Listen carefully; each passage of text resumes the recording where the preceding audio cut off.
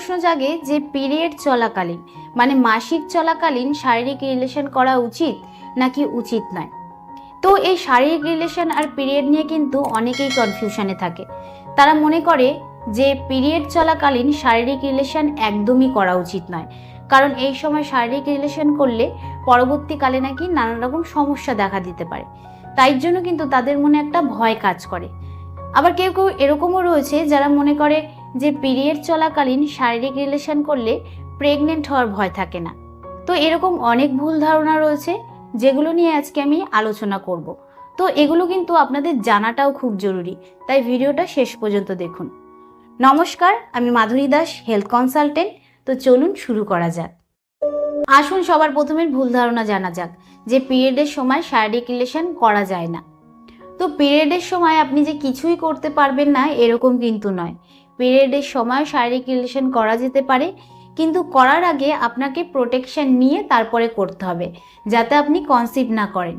আর যেহেতু এই সময় ব্লিডিং হয়, তো তার জন্য আপনাকে টাওয়াল বা কাপড় ইউজ করতে হবে, যাতে ব্লিডিং আপনার এদিক ওদিক না লেগে যায় বা বেডশিটে লেগে বেডশিট নষ্ট না হয়ে যায়। আর সবার প্রথমে যেটা আপনাকে বুঝতে হবে সেটা হচ্ছে পিরিয়ডের সময় সহবাস করতে মানে আপনি শারীরিক রিলেশন করতে কতটা কমফোর্টেবল, কারণ এই সময় কমফোর্টেবল হওয়াটা কিন্তু খুবই জরুরি। দ্বিতীয় ভুল ধারণা হচ্ছে পিরিয়ডের সময় শারীরিক রিলেশন করলে বাচ্চা হয় না, মানে আপনি প্রেগনেন্ট হবেন না। তো এরকমও কিন্তু একদমই নয়।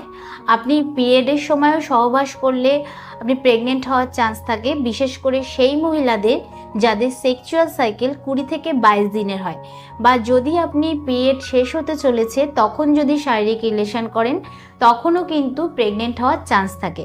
তাই সব থেকে গুরুত্বপূর্ণ বিষয় হচ্ছে করার সময় কিন্তু আপনাকে অবশ্যই প্রোটেকশন নিয়ে তারপরে করতে হবে, যেরকম হচ্ছে কন্ডোম।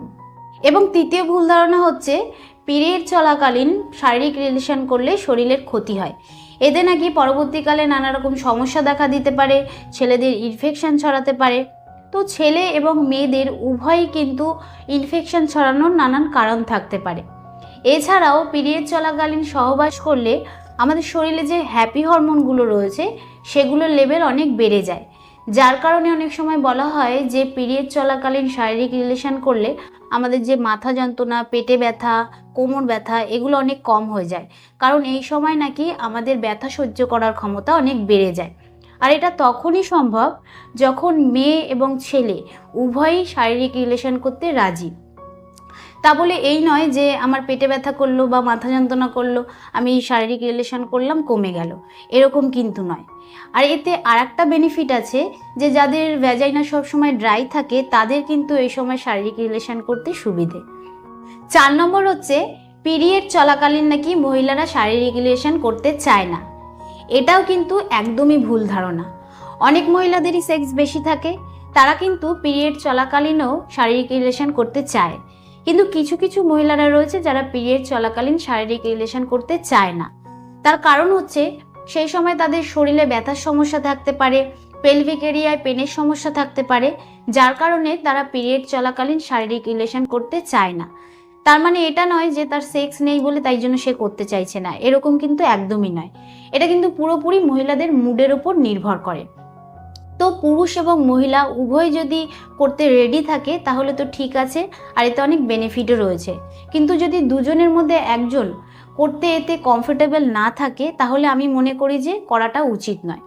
তো এই পিরিয়ড নিয়ে যে সমস্যাগুলো ছিল, ভুল ধারণাগুলো ছিল, আশা করি আমি সেগুলো দূর করতে পেরেছি। তো ভিডিওটা কিরকম লাগলো অবশ্যই কমেন্টে জানাবেন। তো আজকের মতন এতটুকুই, আবার দেখা হবে পরবর্তী ভিডিও নিয়ে। নমস্কার।